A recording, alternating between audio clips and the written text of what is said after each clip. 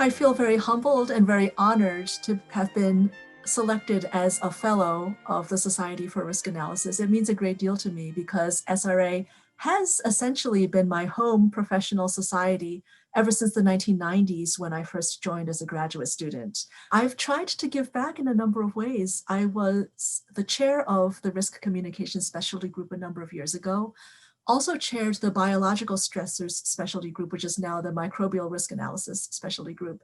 And I also had the honor of serving on the SRA Council as well as on the Communications Committee. At the moment, my research focuses primarily on food safety risk analysis. This is an area in which I've worked now for over 20 years, working on a variety of different topics. Much of my work concerns naturally occurring toxins that are in our food supply, namely those that are caused by fungi or molds that colonize our food.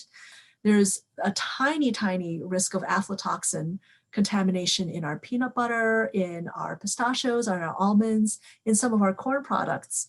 And much of my work has been done not just on a national scale, but also on a global scale in terms of, well, what is the level of human disease around the world that's caused by the presence of these natural food contaminants in our food supply, and what are some cost-effective and feasible ways that we can reduce the risk. About 20 years ago, I had the pleasure of meeting Dr. Bernard Goldstein, Bernie Goldstein, at one of the SRA meetings because we were speaking in the same session on the precautionary principle. And he was the first one to offer me a job at the University of Pittsburgh Graduate School of Public Health. And that was my first foray into academia. I applied for and received the position. I am now a professor at Michigan State University. And Bernie has still been a collaborator, a friend, a supporter. He's been very influential to me.